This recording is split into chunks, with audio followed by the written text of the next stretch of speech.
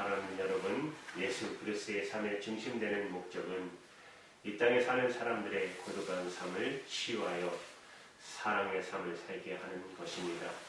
그런데 역설적인 것은 예수님의 삶 자체가 고독한 삶이었다라는 사실입니다. 세상의 인간의 고독을 치유하기 위해서 오신 예수님의 삶, 그 자체가 지극히 고독한 삶이었다라는 사실입니다. 예수님이 이런 고백을 하시는데 여러분 기억하십니까? 누가복음 9장 58절에 여우도 굴이 있고 궁중의 새도 집이 있으되 오직 인자는 머리 둘 곳이 없도다. 이것은 주님이 얼마나 고독한 삶을 사셨는지 그분의 삶이 한 단면을 드러내는 고백인 것입니다. 복음서를 통해서 관찰해 보면 예수님의 삶에는 마지막을 향해 다가갈수록 더욱 고독하셨습니다. 예수님의 삶의 장에 구체적인 고난이 다가오자 제자들은 하나씩 예수님의 곁을 떠나기 시작했습니다. 여러분, 요한복음 16장 32절에서 예수님은 이런 고백을 하십니다. 보라, 너희가 다 각각 제 곳으로 흩어지고 나를 홀로 둘 때가 오나니 벌써 왔도다. 그러나 내가 혼자 있는 것이 아니라 내 아버지께서 나와 함께 계시느니라. 그렇게 사랑했던 제자들, 말씀을 함께 나누고 생사부락을 함께 했던 제자들이 주님이 결정적인 고난의 시간에 하나씩 떠나기 시작했을 때 우리 주님의 마음은 얼마나 고독하셨을까요? 그럼에도 불구하고 하나님 아버지 그분과 함께 계시다는 사실이 주님께 위로가 되었던 것입니다. 사랑하는 여러분, 함께하는 신뢰할 만한 분이 있는 한 우리 인생은 고독을 견뎌낼 수가 있는 것입니다. 그러나 여러분, 예수님의 삶에서 클라이막스가 있다면 그것은 십자가입니다. 예수님은 십자가에서 그분의 유일한 위로, 그분의 최후에 이뤘던 아버지 하나님에게조차도 버림을 받으셔야만 했습니다. 오늘 본문 마태복음 27장 46절에 엘리 엘리 라마 사박다니, 나의 하나님 어찌하여 나를 버리셨나이까. 이 고독의 절규를 들어보시기 바랍니다. 이 고독의 절규 속에서 우리는 그리스도의 고독한 삶과 죽으심을 볼 수가 있는 것입니다. 유명한 종교개혁자 마틴 루터는 본문의 말씀을 묵상하다가 침식을 입고 묵상하며 깊은 고뇌 속에 빠져들어갔어요. 어떻게 하나님에게 버림을 받으실 수 있단 말인가? 이것이 그를 붙들고 있었던 의문인 것입니다. 성자 하나님이 성부 하나님에게 버림받는 이 고독한 절규를 붙들고 마틴 루터는 고뇌했던 것입니다. 엄밀히 말하자면 그리스도의 십자가는 그리스도 자신이 선택하신 것입니다. 할 수 없어서 죽을 수밖에 없었던 것이 아니라 예수님은 십자가의 죽음을 의도적으로 선택하신 것입니다. 이 말을 바꿔 말하면 주님의 십자가의 고독을 스스로 선택하신 것입니다. 예수님은 고독하지 않아도 좋은 분입니다. 이 고독을 선택하신 것입니다. 마지막으로 아버지 하나님께 버림받는 순간까지 주님은 고독을 선택하셨습니다. 그렇다면 왜 예수님께서 고독을 선택하셨습니까? 그 이유는 우리의 죄 때문인 것입니다. 우리 모두는 예수님께서 십자가에 달리신 것은 우리의 죄 때문이라고 고백하고 있어요. 여러분, 이사야 선지자는 이사야 53장 6절에서 우리가 다 양 같아서 그릇 행하여 각기 제 길로 갔거늘 여호와께서는 우리 무리의 죄악을 그 예수 그리스도에게 담당시켰다고 고백했어요. 여기서 예수님이 우리 죄를 담당하셨다는 사실은 무엇을 의미하는 것입니까? 스펄전 목사님, 한 시대에 귀하게 쓰임받았던 목사님은 예수님이 우리 죄를 담당하셨다는 것은 그것은 예수님께서 죄인이 되셨다는 것을 의미한다고 했어요. 예수님께서 문자 그대로 죄인이 되신 것을 의미한다는 거예요. 사도 바울은 고린도후서 5장 21절에 이렇게 말씀하지 않습니까? 하나님이 죄를 알지 못하시는 이를 뭐죠? 예수님을 우리를 대신하여 죄를 삼으신 것은 예수님은 죄인이 되신 거예요. 왜 그렇습니까? 그리고 예수님이 죄인 된 순간 어떤 일이 일어납니까? 예수님께서 우리 죄를 담당하고 십자가에 달리는 바로 그 순간 아버지 하나님께서는 그 아들 예수 그리스도를 향해 얼굴을 돌리시고 버리셨습니다. 하나였던 성부 하나님이 성자 예수님을 분리시켜 버린 것입니다. 그것은 하나님이 하나님 되심 때문인 것입니다. 여러분, 하박국 1장 13절에 말씀하시기를 주께서는 눈이 정결하심으로 악을 참아 보지 못하시며 폐역을 참아 보지 못하시거늘 절대적으로 거룩하신 하나님, 하나님은 죄를 주시할 수 없는 거룩하신 하나님이시기 때문입니다. 그런데 여러분, 예수님의 십자가에 달리는 그 순간 온 세상의 죄가 그분에게 짊어져 있었다는 사실입니다. 상상할 수 없는 모든 죄악, 우리의 삶장에서, 역사의 장에서 목격할 수 있는 모든 죄악들이 내 자신이나 이웃에게나 볼 수 있는 악이 그 십자가에 달려 있었습니다. 살인이, 음행이, 음란이, 거짓이, 불신이, 미움이, 도덕질이, 그 모든 죄가 십자가에 달려 있었습니다. 예수님께서는 인류의 죄를, 온 세상의 죄를 지고 계셨던 바로 그 순간 거룩하신 하나님은 저 영원전부터 단 한 번도 교제가 끊이지 않았던 당신의 아들을 향해 고개를 돌리고 버리셨습니다. 그리고 바로 그 순간 주님의 입 속에서 이 피 맺힌 절규가 터져 나온 것입니다. 엘리 엘리 라마 사박다니, 나의 하나님, 나의 하나님, 어찌하여 나를 버리십니까? 그분은 내 이 거절과 이 배신을 경험하고 십자가에서 피를 흘리고 계실까요? 그 대답은 하나밖에 없습니다. 저와 여러분, 우리의 죄 때문입니다. 나의 죄, 여러분의 죄 때문인 것입니다. 그분이 이 고통을 선택하신 이유, 십자가의 고통을, 그리고 평생의 삶의 고통을 선택한 이유는 바로 우리의 죄 때문인 것입니다. 예수님께서 고통을 선택하신 이유, 그 이유는 우리의 죄한 형벌 때문인 것입니다. 성경은 죄세는 사망이라고 말하고 있습니다. 죄는 언제나 삭을 받아내는 것입니다. 죄는 반드시 그 대가를 요구합니다. 그 대가는 다른 것이 아닙니다. 바로 죽음입니다. 그러나 성경은 우리가 흔히 말하는 육체적 생명의 단절을 죽음 말고 또 하나의 죽음을 의미하고 있어요. 죽음 위에 죽음, 사망 위에 사망. 성경은 이것을 둘째 사망이라고 말하고 있습니다. 그리고 진실로 인간이 두려워할 사망은 첫째 사망보다도 이 둘째 사망이라고 말하고 있어요. 여러분, 요한계시록 21장 8절에 보면 한번 같이 읽어볼까요? 시작. 그러나 경험하는 자들과 믿지 않는 자들과 흉악한 자들과 살인자들과 행운자들과 실례들과 우상숭배자들과 모든 거짓말하는 자들과 불과 유황으로 타는 못에 참여한 이것이 둘째 사망입니다. 아멘. 주님은 이 둘째 사망, 곧 지옥을 가르쳐 어둠의 장소라고 말하고 있습니다. 여러분, 마태복음 25장 30절에 보면 달란트의 비유를 말씀하시면서 한 달란트를 땅에 묻었던 무익한 종을 향하여 바깥에 이 악인을 바깥 어두운 곳으로 내어 쫓으라. 거기서 슬피 울며 이를 가리리라. 주님은 지옥을 어둠이라고 말하고 있습니다. 6시 본문은 이렇게 시작하지 않습니까? 6시부터 이스라엘은 시각은 6시면 12시입니다. 항상 더하기 6을 더하시면 우리의 시각이 됩니다. 제6시부터 온 땅이 어둠이 임하여 제9시까지 오후 3시죠. 정오가 되자 3시간 동안 갑자기 온 땅이 캄캄한 어둠으로 임하게 됩니다. 여러분, 이것은 자연적인 어둠이 아닙니다. 이것은 초자연적인 어둠입니다. 하나님의 아들이신 예수 그리스도께서 온 세상의 죄를 짊어지시고 하나님의 진노를 견디고 있는 바로 그 순간 온 땅에 임했던 이 캄캄한 절대 어둠을 거룩하신 하나님의 진노라는 것입니다. 갑자기 이 땅에 태양이 사라졌어요. 사람들의 즐거운 소리도 그쳤어요. 노래소리도 끝났어요. 사랑도 생명도 희망도 사라진 캄캄한 절대적인 어둠.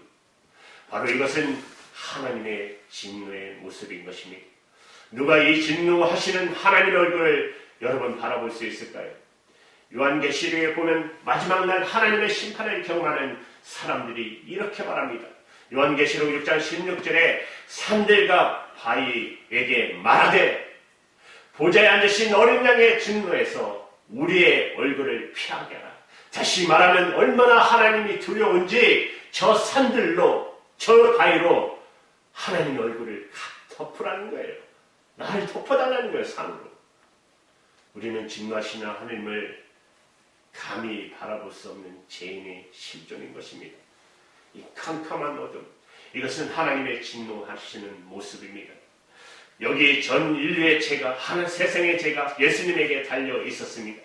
그리고 하나님은 여기에 그분의 진노를 쏘아붓고 계시는 것입니다. 하나님의 심판이 임하고 있습니다. 이 캄캄한 어둠 한복판에서 예수님이 절규가 터져 나온 것입니다. 엘리 라마 사박다니, 하나님, 나의 하나님, 어찌하여 나를 버리십니까? 이 세상에서 경험하는 어떤 고통도, 어떤 고독도, 이 고통이 비교될 수 있겠어요? 예수님께서는 단순히 어둠 때문이 아니라 한 걸음 더 나가 하나님의 침묵 때문에 고통스러웠던 것입니다. 불러도 대답이 없는 하나님 아버지, 하늘은 침묵하고 있었어요. 이 캄캄한 침묵, 우주의 어둠, 이 심판의 형벌의 한폭박 속에 버림받고 계신 하나님의 아들 예수 그리스도의 모습을 보십시오. 여러분, 이것이 바로 지옥인 것입니다. 예수님은 십자가에서 우리 죄로 인하여 지옥을 견뎌내고 계시는 것입니다. 누구 때문입니까? 우리의 죄 형벌 때문인 것입니다. 우리의 죄가 예수 그리스도 하여금 우리의 죄를 대신 지불하게 만드는 그 순간, 우리의 형벌로 말미암아 그분이 절규하시는 것입니다. 하나님, 나의 하나님, 어찌하여 나를 버리십니까? 여러분, 예수님께서 선택하신 그 이유는 마지막으로 우리의 구원 때문인 것입니다. 주님께서 십자가의 3시간에 걸쳐 이 무서운 어둠을 견뎌내시고 최후의 핏방울을 골고다 언덕에 떨구시던 바로 그 순간, 저와 여러분의 우리의 모든 죄의 싹은 집을 되었습니다. 이제 구원의 길이 열린 것입니다. 이 소망, 이 구원의 소망 때문에 주님은 이 캄캄한 고독과 절대의 고통을 견딜 수 있었던 것입니다. 그분이 우리가 받아야 할 심판과 우리가 받아야 할 형벌을 한 몸에 지고 그 아픔을 견디면서도 하나님께 대한 그 소망을 포기하지 않으셨어요. 이것은 절규이지만 소망 없는 절규가 아닙니다. 나의 하나님, 주님은 여전히 하나님 아버지를 나의 하나님으로 부르고 계시다라는 사실입니다. 그분이 구원의 하나님이신 것은 예수님은 아신 것입니다. 이제 심판의 시간은 지나갔습니다. 죄값은 형벌은 치러졌습니다. 죄상은 지불되었습니다. 예수 그리스도의 영혼은 다시 그분의 거룩한 하나님 아버지를 바라볼 수가 있었습니다. 뿐만 아니라 이 그리스도에 연합된 모든 영혼들이 이제는 하나님 아버지를 바라볼 수 있게 된 것입니다. 하나님을 향해 나가는 그 거룩한 길이 열린 것입니다. 여러분, 마태복음 27장 51절 오늘 본문 마지막 절에 이렇게 말씀하십니다. 이에 성소지장이 이로부터 아래까지 찢어져 둘이 되었다라고 말하고 있어요. 바로 그 순간 거룩한 하나님의 임재가 있는 곳, 하나님의 영광을 계시하던 그 지성소를 가로막고 있던 휘장이 이로부터 아래로 찢어져 나갔습니다. 사람이 찢으면 아래부터 찢어야 하지 않습니다. 그런데 이 휘장은 위에서 아래로 찢어졌습니다. 활짝 열렸습니다. 여러분, 구약시대에 보면 인간은 아무도 하나님 앞에 나갈 수가 없었어요. 죄는 하나님 앞에 설 수가 없었습니다. 내 죄를 송두리째 아시는 그분, 내 깊은 곳에 내 존재의 바닥을 아시는 바로 그분, 아무것도 숨길 수 없는 그분 앞에 노출되어 서 있는 이 경험은 두려운 경험인 것입니다. 아무도 하나님 앞에 나갈 수 없었습니다. 그래서 대제사장만이 1년에 딱 한 번 그것도 속죄의 제물을 드리고 그 뼈를 뿌리고서야 비로소 하나님 앞에 나갈 수 있는 길이 열린 것이었습니다. 아무나 하나님 계신 곳에 나갈 수가 없었어요. 그런데 예수님께서 우리의 죄를, 저와 여러분의 죄를, 나의 죄를 지시고 온 세상의 죄를 지시고 보혈을 떨구시던 바로 순간, 하나님 앞에 버림받으시며 이 고통과 이 아픔, 이 형벌의 대가를 지불하는 바로 그 순간, 놀라운 기적이 일어난 것입니다. 지성소의 휘장이 위에서부터 아래로 찢어져 나갔습니다. 이제는 누구든지 예수 그리스도의 십자가를 믿는 모든 이에게 하나님 아버지께 앞으로 나가는 길이 활짝 열린 것입니다. 이 놀라운 사실에 대해서 히브리서 기자는 이렇게 증언하고 있어요. 히브리서 10장 19절 20절의 말씀 우리 한번 같이 읽을까요? 시작. 그러므로 너희들아 우리가 예수의 피를 힘입어 성소에 들어갈 장력을 얻으니 그 길은 우리를 위하여 휘장 가운데 열어놓으신 새로운 장길이요 휘장은 곧 저의 빛죄니라. 아무도 이 세상 누구도 하나님 앞에 나갈 수가 없었어요. 그러나 이제는 예수의 피를 힘입어 감히 하나님 앞에 나갈 수 있는 담력을 우리가 얻게 되었다는 사실입니다.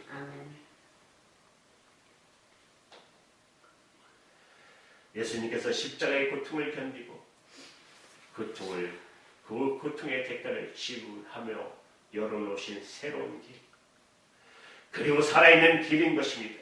그래서 우리 주님은 이렇게 말씀하지 않았습니까?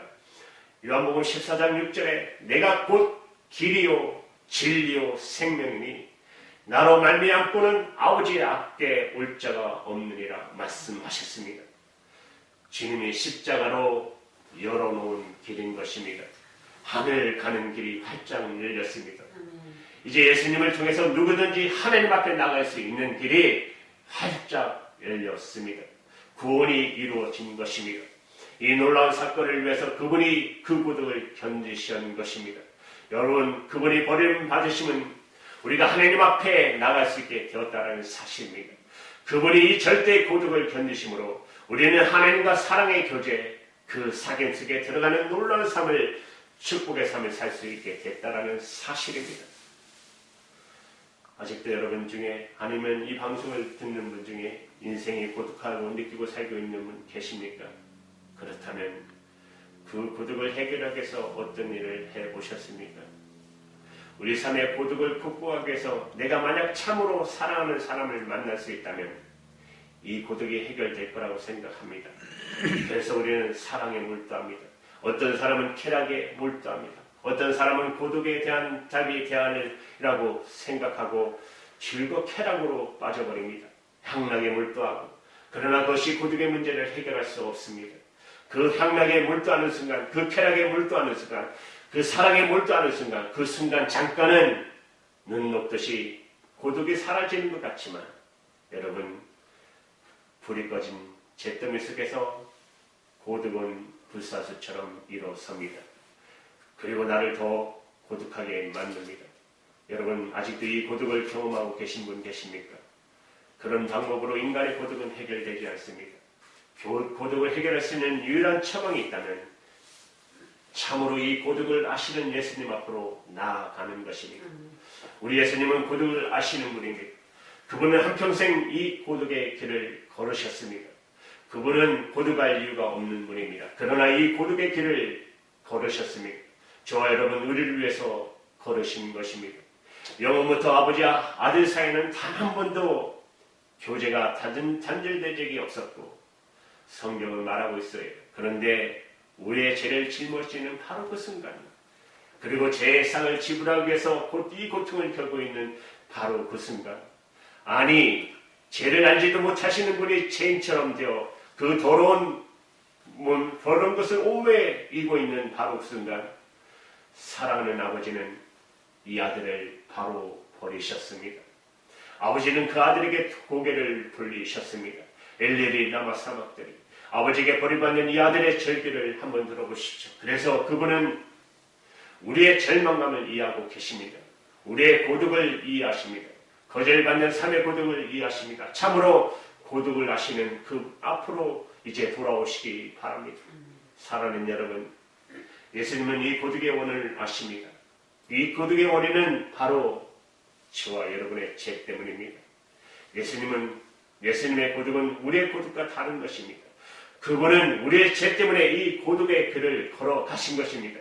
우리의 죄 때문에, 나의 죄 때문에 고독을 경험하셨어요. 인간이 경험하는 실존의 고독의 밑바탕에는 죄가 있는 것입니다. 이 고독의 원인을 아시는 그분, 그리고 이 고독의 원인을 해결하기 위해서 십자가에서 죄를 짊어진 바로 그분, 그리고 버림을 받으면서 피 흘리면서 대신 우리 하나님 앞에 영접되어 이 비천한 입술로 전능하신 하나님을 아버지가 부르며 의지하고 살아가는 세상이 가능할 수 있도록 버림받으신 그분, 그 주님이 오늘 고독한 저와 여러분을, 아니 이 방송을 듣고 아직 예수를 알지 못하는 그분 여러분들에게, 여러분 그분들을 하나님께서 초청하고 계시다는 사실을 기억하시기 바랍니다. 수고하고 무거운 짐진 자요 다 내게로 오라. 오늘 말씀을 듣는 모든 사람들은 주님 앞으로 돌아오시기를 정말 주님의 이름으로 간절히 축원드립니다. 기도하시겠습니다.